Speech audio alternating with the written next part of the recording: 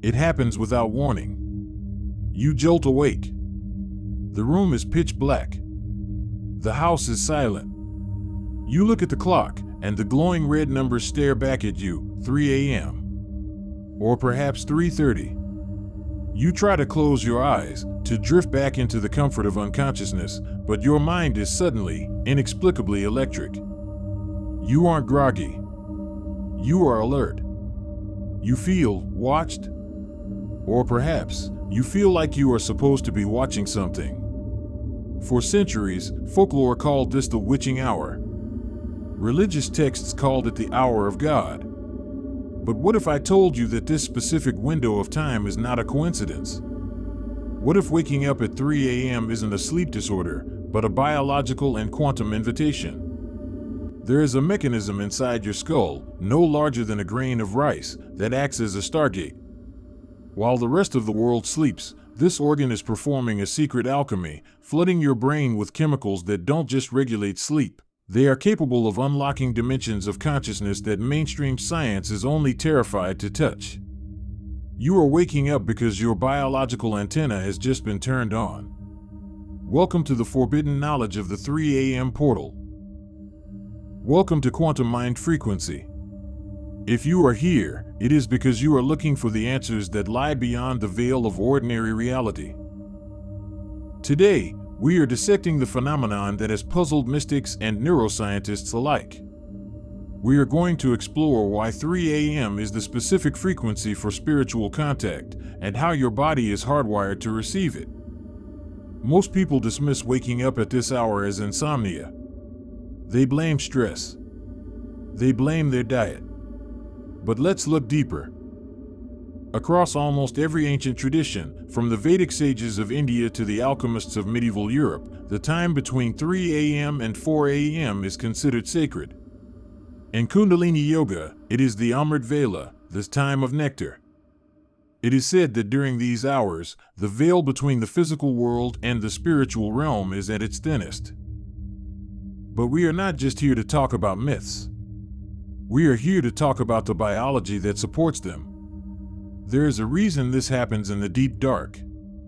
It involves a tiny gland, the pineal gland, and a cascade of neurochemistry that turns your brain into a receiver for frequencies that are usually drowned out by the noise of the daylight world. We are going to uncover the role of the suprachiasmatic nucleus, the release of spirit molecules, and the quantum resonance that occurs when the Earth's magnetic field quiets down. By the end of this video, you will understand that waking up at 3 a.m. is not a curse. It is a calling. It is a biological notification that your system is ready to download information from the source. The question is, are you brave enough to answer the call? To understand the spiritual, we must first master the physical. The magic begins with darkness. When the sun sets, a signal is sent from your retina to a cluster of neurons in the hypothalamus called the suprachiasmatic nucleus, or the SCN. This is your master clock. But at 3 a.m., something specific happens. We are in the deep night circadian window. At this precise time, your body temperature drops to its lowest point, and your metabolism slows. But while the body powers down, the brain's chemical factories are ramping up. The SCN sends a signal through the sympathetic nervous system, firing norepinephrine directly into the pineal gland. This surge of norepinephrine is the key. It activates a critical enzyme known as AANAT. You can think of AANAT as the timezyme. It is the biological switch that converts serotonin, the neurotransmitter of waking life, into melatonin. Now, mainstream science tells you melatonin is just a sleep hormone. They tell you it's just to help you get drowsy. That is a half-truth. According to research found in Frontiers in Neuroscience and other neuroendocrine reviews, this synthesis pathway is highly volatile. The activity of the pineal gland is modulated by calcium influx and CAMP levels. Why does this matter? Because calcium is the mineral of structure, of bone, of crystals. When this calcium influx hits the pinealocytes, the cells of the pineal gland, it triggers a massive production peak. At 3 a.m., your melatonin levels are at their absolute highest concentration in the blood. This is the melatonin peak. But here is the secret: melatonin is not just a sedative. It is a powerful antioxidant and a neuroprotector that scrubs your cells of damage. But structurally, melatonin is an indolamine. It is chemically related to substances that alter consciousness. When you wake up at 3 a.m., you are waking up at the peak of this chemical flood. Your sleep is naturally lighter here, it is more fragile. This is not an accident of evolution. Nature designed you to be in a state of high chemical potential at this hour. You are hovering between the delta waves of deep sleep and the theta waves of deep meditation. You are biologically primed for an altered state of consciousness. The norepinephrine has primed the pump, the AANAT has flipped the switch, and your brain is now bathing in a sea of neurochemistry that makes the rigid boundaries of reality feel fluid. Let's go deeper into the organ itself. The pineal gland. The French philosopher René Descartes called it the seat of the soul. He believed it was the precise point where the human spirit interfaced with the mechanical body. For centuries, scientists laughed at this. They called the pineal gland a vestigial organ, a useless remnant of our evolutionary past. They were wrong. Modern research has uncovered something startling about the interior of the pineal gland. Inside this tiny organ, we find microcrystals. These are calcite crystals, calcium carbonate, floating in the fluid of the gland. Why is this significant? Because crystals possess a property known as piezoelectricity. Piezoelectricity means that if you apply pressure or vibration to these crystals, they generate an electrical charge. Conversely, if you expose them to an electromagnetic field, they vibrate. Do you understand what this means? Your pineal gland is not just a gland. It is a transceiver. It is a biological crystal radio. At 3 a.m., the world is quiet. The electromagnetic interference from human activity, the noise of the day, is at its lowest. But the Earth's natural magnetic fields are still pulsing.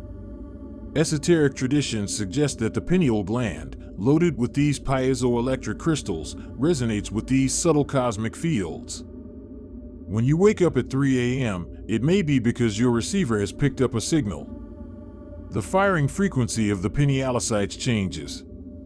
Some theories suggest that during this deep night window, the pineal gland becomes sensitive to the pulses of the Earth's magnetic field, or even cosmic radiation sources like the North Star, which has been revered in ancient navigation and spirituality.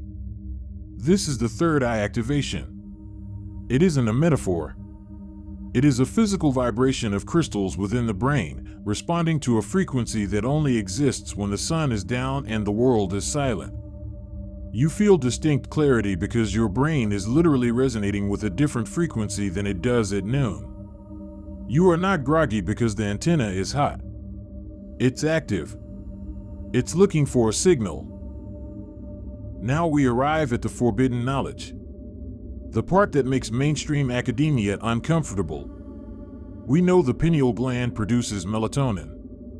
But what happens when the machine gets pushed further? What happens when the vibration intensifies?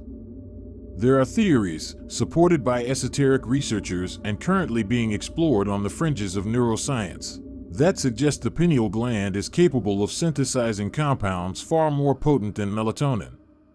We are talking about pinoline and, most controversially, dimethyltryptamine, DMT, the spirit molecule. While mainstream reviews, such as those found in Healthline or the Journal of Clinical Medicine, emphasize that endogenous DMT production in the human pineal gland is speculative and not yet fully proven, the biochemical potential is there. The pathways exist. The precursors are present. The theory is this: at 3 a.m., under the cover of total darkness and deep relaxation, the methylation of tryptamine increases. If the energy levels in the brain are high enough, perhaps triggered by that piezoelectric resonance we discussed, the pineal gland may upgrade melatonin into pinoline. Pineal is a beta-carboline that acts as an MAO inhibitor. This allows naturally occurring DMT to accumulate in the brain instead of being broken down. If this happens, even in trace amounts, the result is a sudden expansion of consciousness. This is why 3 a.m. is the portal hour. It is not just about silence, it is about chemistry. If your brain produces a microdose of these spirit molecules, your perception of time vanishes. Your sense of self dissolves. You might experience sudden insights, visions, or a feeling of profound connection to the universe. This aligns perfectly with the reports of mystics who claim that meditation at this hour yields results 10 times faster than at any other time. They aren't just imagining it. They are surfing a wave of endogenous psychedelics produced by their own biology. When you wake up suddenly at 3 a.m., it is possible that your body has just released a pulse of these compounds. You are standing at the threshold of a visionary state. The fear you feel? That isn't fear of the dark. That is the ego's fear of dissolution. That is the physical body reacting to a high-voltage spiritual event. You are standing at the door of the library of the universe, and the door is slightly ajar. So, we have the biology, the crystals, and the chemistry. But how does this connect to the quantum? In the quantum world, space and time are illusions. Through the phenomenon of quantum entanglement, particles can communicate instantly across vast distances. Spiritual literature has long used words like vibration and energy fields to describe what physics calls entanglement. At 3 a.m., the collective consciousness of your hemisphere is asleep. The mental static of millions of people thinking, worrying, and stressing is dampened. The noise floor drops. In this silence, your consciousness, amplified by the pineal gland's activity, may become entangled with information fields that are usually inaccessible. You aren't just waking up. You are syncing up. The portal is a moment of quantum coherence where your local mind entangles with the non-local universal mind. The information you receive at 3 a.m., that sudden idea, that solution to a problem, that feeling of peace, is a download from the quantum field. So, the next time you jolt awake at 3 a.m., do not be afraid. Do not roll over and look at your phone. Do not stress about losing sleep. Realize what is happening. Your biological stargate is active. The crystals in your mind are vibrating. The chemistry of the cosmos is flooding your veins. You have been invited to the portal hour. Sit up in bed. Close your eyes. Focus on the space between your eyebrows.